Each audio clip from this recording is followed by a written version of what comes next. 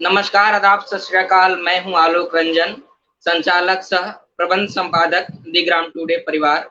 हमारे साथ जुड़ी हैं एक बहुत बड़ी शख्सियत जो कि हाल में ही सिविल सेवा परीक्षा के परिणाम में 330 रैंक के साथ इसमें सफलता हासिल की है। मैं इनके परिचय में बता दूं कि इनका नाम साक्षी कुमारी है। यह मां मुंडेश्वरी की धरती कैमूर से ताल्लुकात रखती हैं। इन्होंने हाल में ही हुए सीवेज सेवा परीक्षा में 330 रैंक के साथ सफलता हासिल की है। तो दी ग्राम टुडे परिवार के साथ मेरी व्यक्तिगत रूप से आपको ढेर सारी शुभकामनाएं, बधाई में। और मैं चाहूंगा कि आपसे कुछ जानकारी लूं और हमारे साथ जुड़े तमाम दर्शक इसका लाभ उठाएं। तो शुरू शुरू में ऐसा होता है कि हम लोग जब पढ़ते हैं, मैं उसका खुद बहुत बड़ा उदाहरण हूं, तो सिविल सेवा परीक्षा की जानकारी नहीं होती है और लोग इसके लिए जागरूक नहीं होते हैं।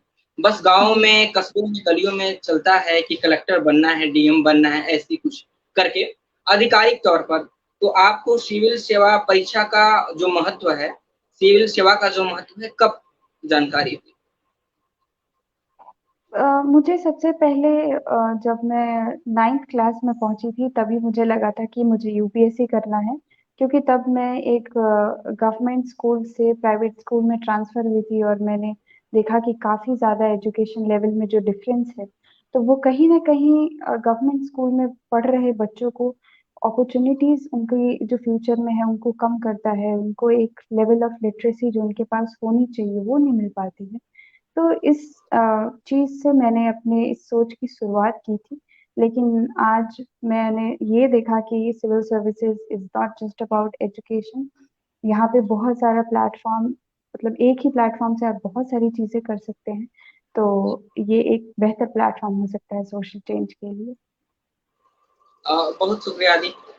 मैं जानना चाहूंगा कि जैसे युवा अपने अवस्था में आता है, एक जिम्मेदारी बन जाती है घर के ऊपर, या फिर हम भी कह लें, या बहुत सारे युवा आज के लोग तैयारी में लगे हुए हैं, तो उनकी कहीं ना कहीं मानसिक स्थिति और जो आर्थिक स्थिति बिगड़ने लगती है कहीं ना कहीं। तो आपने कभी भी ऐसा पढ़ाई के दौरान या फिर शिक्षा प्राप्त ग्रहण करते समय विभिन्न संस्थानों में महसूस किया है कि मुझे अपने आप को व्यस्त रखने के लिए कोई काम की आवश्यकता हो, जिसको मैं कर पाऊँ, तो मैं अपने आप को संतुलित महसूस करूँगी? जी। अ, जैसे जो फाइनेंशियल डिफिकल्टीज हैं और जो पर्सनल डिफिकल्टीज, जैसे कि आप अपने माइंडफुलनेस की बात कर रहे हो कि अपने माइंड को कैसे स्टेबल रखें, तो इन दोनों चीज़ों के लिए मैं ये कहूँगी कि अगर आपकी फैमिली स्टेबल है तो बहुत अच्छी बात है, वो आपको सपोर्ट करती है। यूपीएससी जैसे प्रिपरेशन में फैमिली बहुत सपोर्टिव होती है अगर उनके पास रिसोर्सेज हैं तो। और कई बार फैमिलीज तब भी सपोर्ट करती हैं जब उनके पास एडिक्वेट रिसोर्सेज नहीं होते हैं। लेकिन अगर ऐसी नौबत आ गई है कि आपको काम करना पड़ेगा ही पड़ेगा, उस कंटेक्स्ट में मैं ये बोलूंगी कि आप कहीं पे भी 6-7 घंटे की पार्ट टाइम जॉब ज्वाइन कर लें।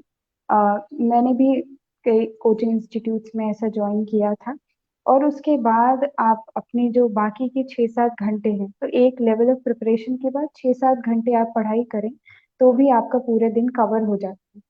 तो उस कंटेक्स्ट में मैं ये कहूंगी। दूसरी, अगर माइंडफुलनेस की बात करें कि माइंड को स्टेबल रखना जो बहुत जरूरी है, उसके लिए मेडिटेशन एक बहुत अच्छा साधन हो सकता है।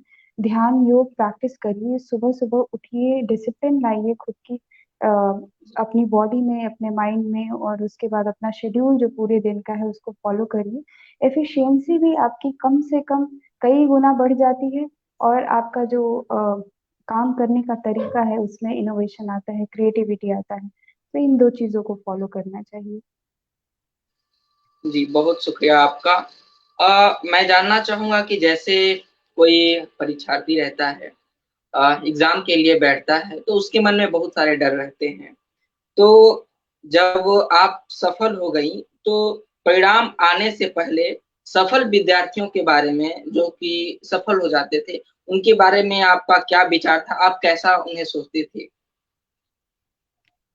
अ, मैं भी तब यही सोचती थी जब भी मैं एक एस्पिरेंट थी और मुझे लगता था कि क्या ऐसा करते हैं जो ये सक्सेसफुल हो जाते हैं और हम पीछे रह जाते हैं।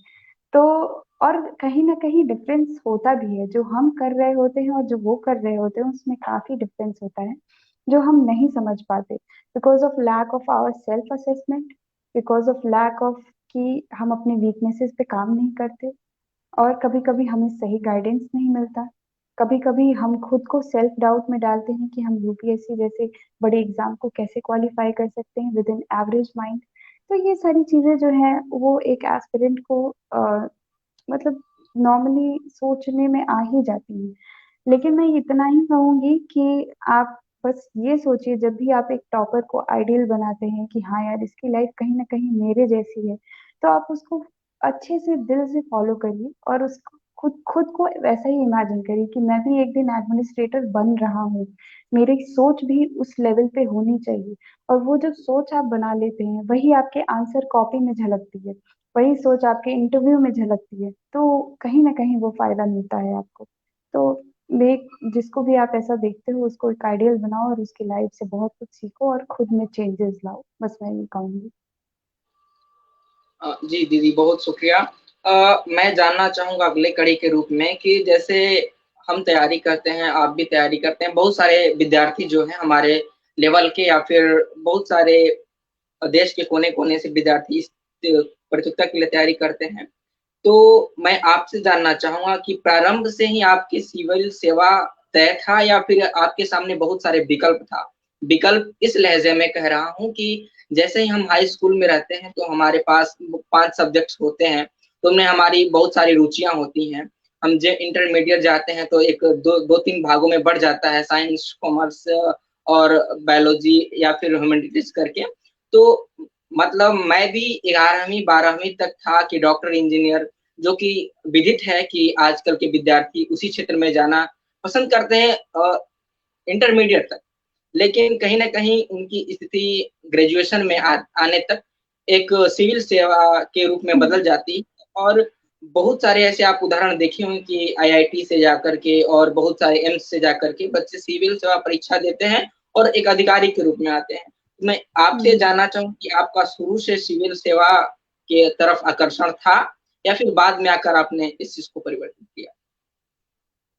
मैंने पहले ही बोला आपको कि मैंने नाइन्थ क्लास में ही सोच लिया था कि कहीं ना कहीं यूपीएससी करना है, और वो जो सोशल चेंज का मीडियम बनना है मुझे, वो मैं इसी प्लेटफॉर्म के थ्रू बन सकती हूँ।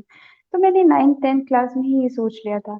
लेकिन मेरा भी आप जो जर्नी बता रहे हैं लोगों की, मेरा भी कुछ वैसा ही रहा। मैंने इंजीनियरिंग की और उसके बाद फिर मैंने कोई जॉब भी नहीं की, मैंने डायरेक्ट तैयारी करना शुरू कर दिया। तो वो चीज ट्रांसफॉर्मेशन एक मेच्योरिटी के साथ आती है। पहले जब मैं 11th 12th में थी तो मुझे लगता था कि हाँ यूपीएससी में सक्सेस रेट क्योंकि बहुत कम है, तो हमारे पास एक करियर बैकअप होना चाहिए। जो मैंने जब मैथ्स लिया था तो मुझे इंजीनियरिंग से मिलता था, तो इसलिए मैंने इंजीनियरिंग ज्वाइन की। But growing at a level मैंने ये देखा कि मेरे अंदर यूपीएससी करने का जब पोटेंशियल है तो मुझे अपना टाइम वेस्ट नहीं करना चाहिए। और फाइनली 3 अटेम्प्ट्स और 4 साल की मेहनत के बाद मुझे ये रिजल्ट मिला। तो मैं यही कहूंगी, दो तरह के लोग होते हैं जिनको गोल पहले से क्लियर होता है, जो ये कान सीधे पकड़ते हैं, और कुछ लोग होते हैं जो यहाँ तक ट्रैवल करके आते हैं फिर ऐसे कान पकड़ते हैं। तो वही डिफरेंस हो जाता है बस। और बाकी जिसका मोटिव सोशल चेंज का है वो कहीं ना कहीं यूपीएससी तक पहुंच ही जाएगा, चाहे कोई भी रास्ता हो। जी। आपने जो है सफलता प्राप्त की है, कितने प्रयासों में प्राप्त की हैं और आप अपने पिछले प्रयासों को किस प्रकार देखती हैं? ये कहाँ कमी रह गई थी? और आपके जो भी अनुभव हैं पिछले प्रयास को लेकर के, तो आप साझा करें। मेरा जो 3 अटेम्प्ट्स का अनुभव रहा है मेरा, और मैंने 4 साल की तैयारी रही है मेरी। 2018 में मैंने अपना पहला अटेम्प्ट दिया था, जो कि जी। मैंने इसलिए दिया था ताकि मैं आईएएस एग्जाम को समझ सकूं। और हमारे पास बहुत ज़्यादा गाइडेंस तो था नहीं। 2017 में मैंने अपनी इंजीनियरिंग पास आउट की, तो मैंने सोचा 2018 का अटेम्प्ट देके मुझे देखना चाहिए कि मेरी अ, मैं उस लायक हूँ या नहीं, खुद का असेसमेंट करना चाहती थी। फिर 2019 में मैंने एक सीरियस अटेम्प्ट दिया जो मेरा दूसरा अटेम्प्ट था, और उसमें मैंने इंटरव्यू लेवल तक की जर्नी की।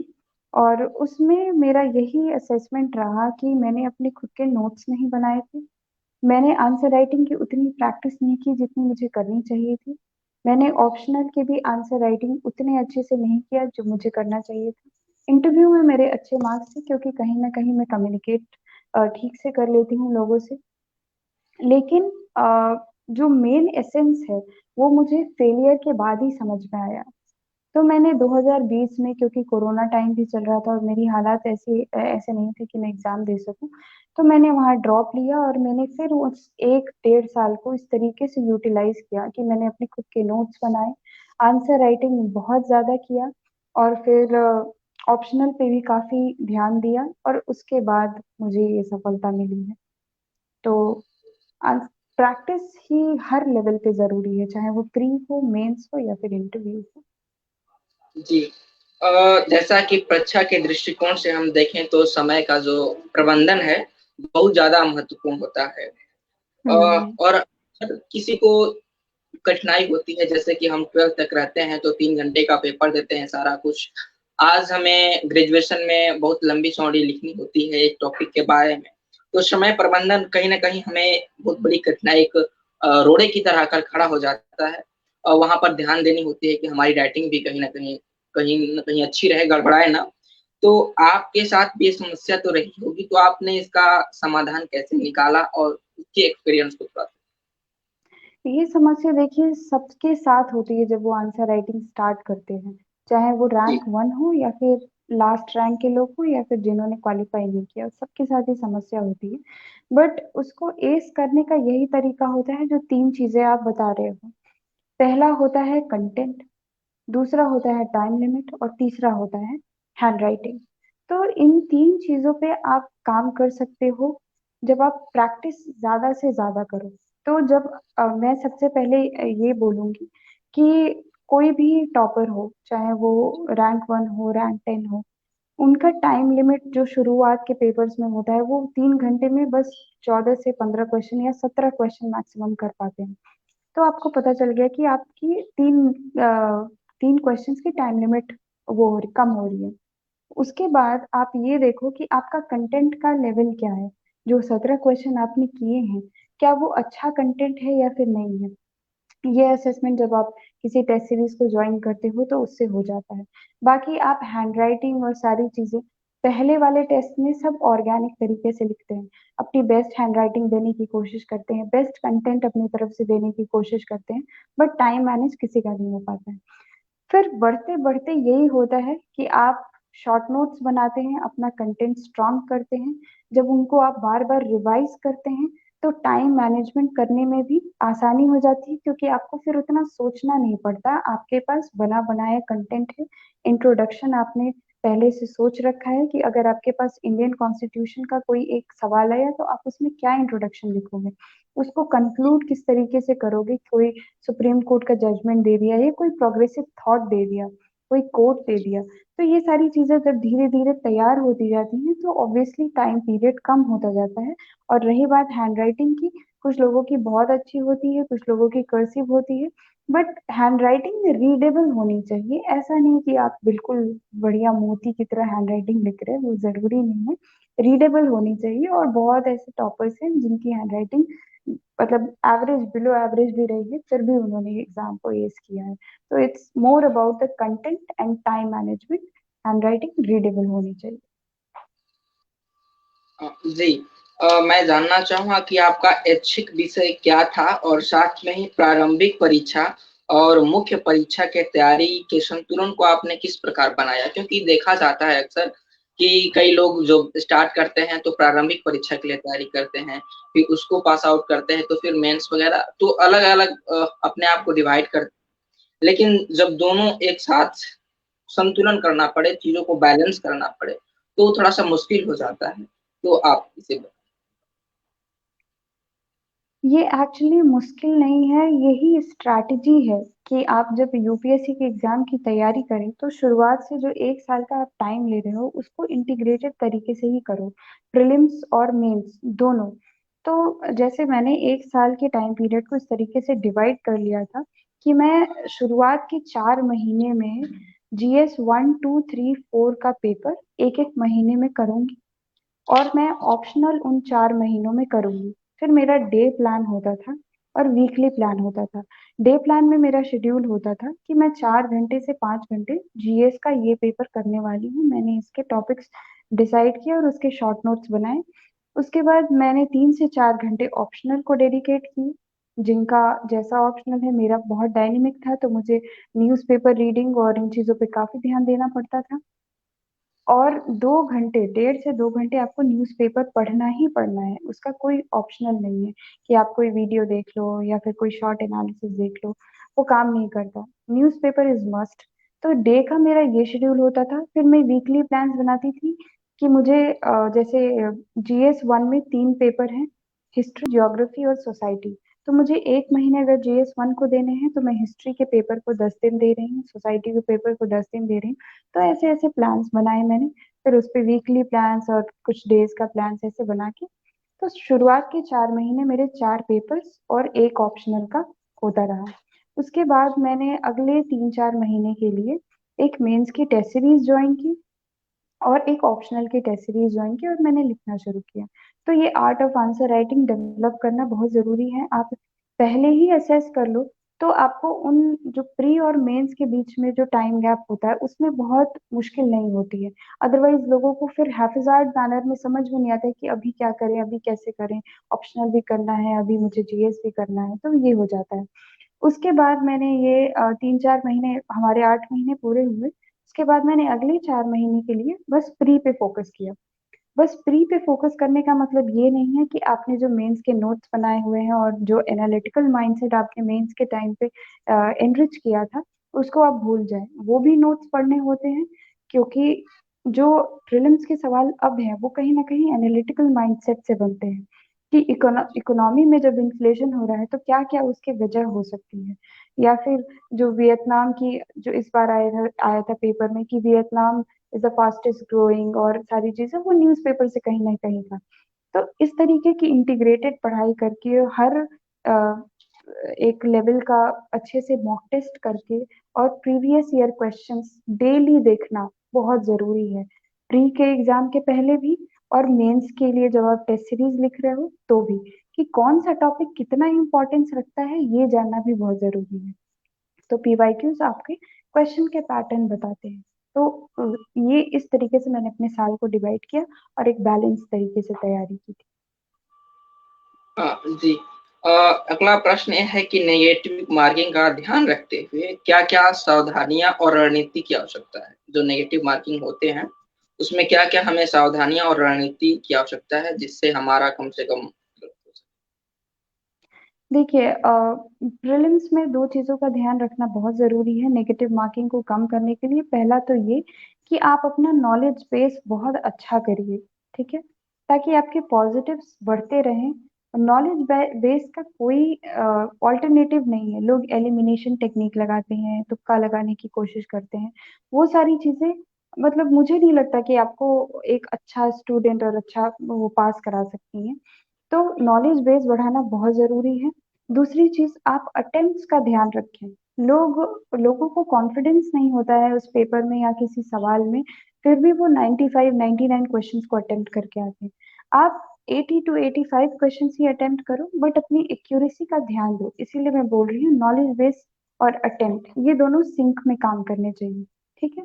तो ये प्रीलिम्स का पेपर हो गया। दूसरी चीज आती है ओएमआर शीट।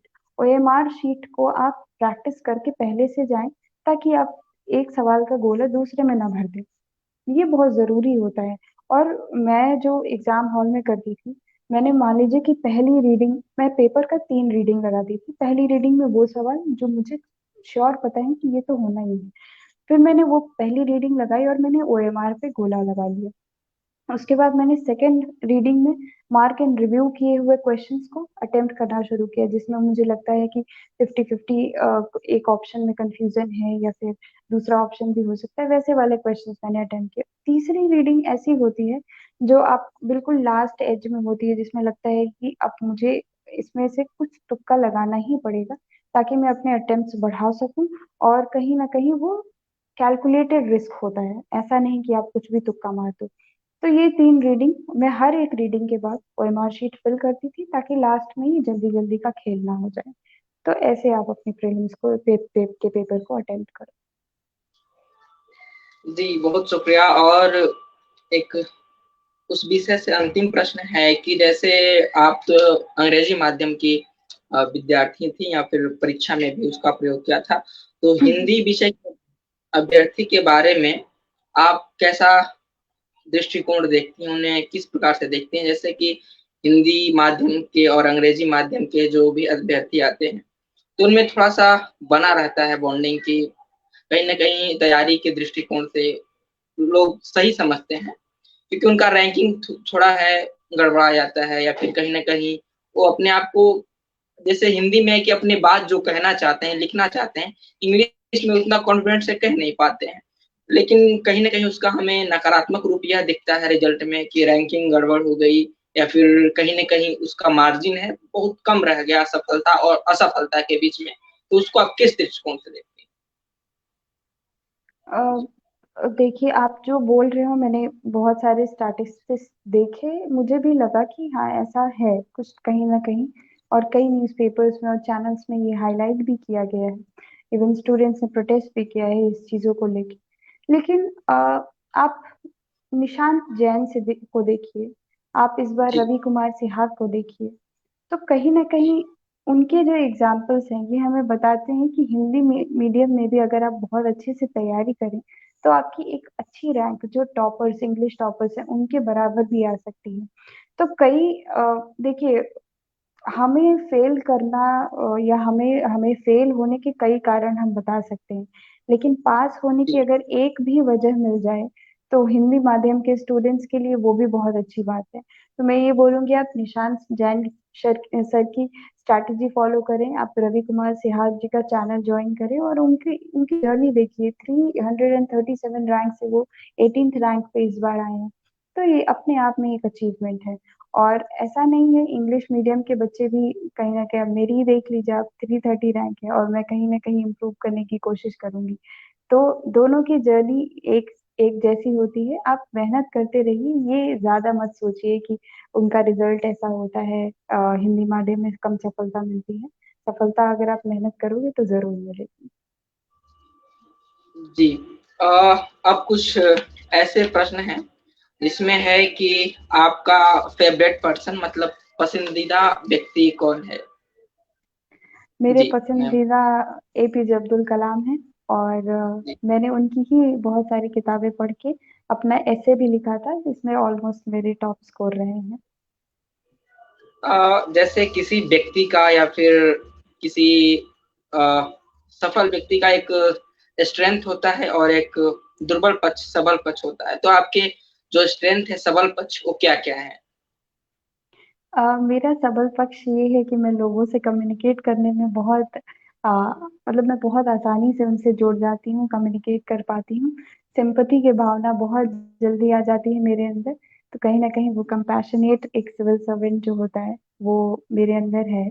और जो अ, नेगेटिव आप कह सकते हो, वो ये है कि उस कम्युनिकेशन में मैं कभी-कभी इतना बह जाती हूँ कि लंबे कन्वर्सेशन हो जाते हैं और लंबे आंसर्स हो जाते हैं, तो कहीं न कहीं टाइम टेकिंग हो जाती हैं, डिलेज़ हो जाती हैं। तो ये 2 चीज़ें हाइलाइट करूँगी। मैं आपकी रुचियाँ क्या-क्या हैं? जैसे कई भी विद्यार्थी के कविताएँ लिखना, पेंटिंग वगैरह करना, बहुत सारी होती हैं, गीत गाना, डांस करना। तो आपकी रुचियाँ क्या-क्या हैं? जानना चाहूँ। मेरी रुचि एक तो ध्यान योग था, मैं सुबह-सुबह मतलब है, और सुबह-सुबह करती हूँ मैं उसे। और दूसरी चीज़ मेरी हिंदुस्तानी क्लासिकल वोकल म्यूज़िक है, और मैं रेगुलरली प्रैक्टिस करती हूँ उसके लिए। और तीसरी चीज़ पेंटिंग और स्केचिंग भी मुझे बहुत पसंद है, तो ये 3 चीज़ मैं रेगुलर बेसिस पे करना पसंद करती हूँ। मैं एक और प्रश्न जानना चाहूँगा कि जैसे मैं भी आपके ही ज़िले से हूँ, तो ऐसा हमारे ज़िले में माहौल है, जो भी है, हम लोग ग्रामीण परिवेश से आते हैं, तो पहले हमें ऐसा लगता है कि हमारी जो शैक्षणिक स्थिति है ज़िले की, वह पहले से काफ़ी बेहतर हो रही है धीरे-धीरे। उसमें साहित्य के क्षेत्र में, विज्ञान के क्षेत्र में प्रतिभा उभर रही हैं। तो जो निरंतर प्रगति है उसे आप किस दृष्टिकोण से देखती हैं, और इसे और बेहतर बनाने के लिए क्या-क्या विकल्प हमारे पास हैं और कैसे किया जा सकता है? देखिए, प्रोग्रेस तो हो रहा है, बहुत अच्छा हो रहा है। कहीं न कहीं हम एक पंचायत लेवल से अब नगर पंचायत लेवल पे आ गए हैं और एक टाउन की तरह हमारा मेरा गाँव जो था वो उभर के आया है। कैमूर में भी एजुकेशन का जो लेवल था वो काफ़ी कम था, लेकिन अब अच्छे-अच्छे स्कूल्स और कॉलेजेस आ रहे हैं। फिर भी मुझे लगता है कि शिक्षा का जो एक लेवल है, जो बाकी स्टेट्स में मुझे देखने को मिलता है और टीचर्स की जो क्वालिटी है, वो कहीं न कहीं हम और इम्प्रूव कर सकते हैं। बच्चों का जो डिसिप्लिन है या फिर उनके लिए प्लेग्राउंड्स बनाना, उनके लिए रिसोर्सेज़ अवेलेबल कराना, लाइब्रेरीज़, बहुत सारी चीज़ें हैं, स्पोर्ट्स कल्चर डेवलप करना, ये बहुत सारी चीज़ें हैं जो अभी भी लैकिंग है और कैमूर में करने की ज़रूरत है। खासकर लड़कियाँ, मैं कैमूर की पहली महिला हूँ जो यूपीएससी जिसने क्रैक किया हुआ है। तो मुझे ज़्यादा खुशी होती कि मैं किसी बेहतर महिला के गाइडेंस में जो हमारे ज़िले से होती वो करती, बट जब मैं पहली हूँ, तो अब मैं ये कोशिश करूँगी कि मैं वहाँ की महिलाओं की लिटरेसी का, साक्षरता का और उनको आगे बढ़ाने का अवसर प्रदान कर सकूँ। बहुत शुभकामनाएँ आपको। मैं एक कविता लिखा था कुछ साल पहले, मेरी जो पहली किताब है, उसकी जी, कुछ पंक्तियाँ आपके सामने रखना चाहूँगा, और हमारे जो समय कुछ ही हमारे पास बचे हैं, तो आपको पढ़ता हूँ। दिल की आवाज़, जो कि एक प्रेरणादायक कविता है, दर्जनों अखबारों, पत्र-पत्रिकाओं में प्रकाशित हो चुकी है। दिल की आवाज़, मेरा दिल मुझे ही बार-बार आवाज़ दे, खुद को तुम खुदी के उमंग से नवाज़ ले। कल के कई हैं आईने, आज के रख तुम आईने, डर से भरी ज़िंदगी निडर बन के तू निकल। तेरे जैसे बदन बहुत लेकिन अलग अंदाज़ दे, खुद को तुम खुदी के उमंग से नवाज़ ले। बहुत-बहुत अब तुझे शुक्रिया। न कोई रोक पाएगा, अब तुझे न कोई रोक पाएगा, ज़िंदगी के दौड़ में खुशी के गीत गाएगा। कहता है सब कोई सिर्फ़ अपना बात सुन, कहता है सब कोई सिर्फ़ अपना बात, नया साल आ गया बना ले तू नया जुनून, बना तू ऐसा दास्ता खुद खुदी को नाच दे। बना तू ऐसा दास्ता खुद खुदी को नाच दे, खुद को तुम खुदी के उमंग से नवाज़ दे। शिकवा, शरारतें, गलतियाँ अब नहीं, कर ले ज़रा-सा एक साथ सब नहीं, खुद के शिकायतें खुद से ही माँज दे, खुद को तुम खुदी के उमंग से नवाज़ दे, खुद को तुम खुदी के उमंग से नवाज़ दे। बहुत-बहुत शुक्रिया दीदी, हमारे साथ बहुत-बहुत जुड़ने के शुक्रिया। लिए और सारे अभ्यर्थियों, विद्यार्थियों को प्रोत्साहित करने के लिए। आपके मार्गदर्शन में ये हमारे चैनल के माध्यम से जुड़े सारे विद्यार्थी, दर्शक लोग चीज़ों को जान पाएँगे, और जो सच्चाई है, यथार्थ है, जो करनी चाहिए, सबको फ़ॉलो वो उन तक पहुँचेगी, तो कहीं न कहीं वो प्रेरित होंगे। तो कुल जी। मिलाकर आपको बहुत-बहुत धन्यवाद ज्ञापित करते हैं अपने माध्यम से। बहुत-बहुत बहुत-बहुत धन्यवाद आपका भी, मुझे अपने चैनल पे बुलाने के लिए। और लास्ट टाइम बस मैं ये कहूँगी कि अपना धैर्य और अपनी मेहनत पूरी झोंक दीजिए अगर आप तैयारी में हैं तो। और इसको जी, कोटा पूर्ति की तरह मत लीजिए, क्योंकि कहीं न कहीं ये फिर सेल्फ डाउट ज़िंदगी भर रह जाता है। मुझसे बहुत लोग मिले और उन्होंने ये कहा कि मैं भी कभी यूपीएससी का एस्पिरेंट रहा हूँ और मुझे बहुत खुशी हो रही है कि आप निकले हो और जो हम ना कर पाए वो आप कर रहे हो। तो वो कहीं न कहीं मलाल रह जाता है। इसलिए कोई देखिए रेस है, कोई निकलेगा, कोई रह ही जाएगा। लेकिन वो मलाल नहीं रहना चाहिए कि आपने पूरी मेहनत नहीं की। तो पूरी मेहनत करें और दिल-जान से लगे रहें तैयारी में। बहुत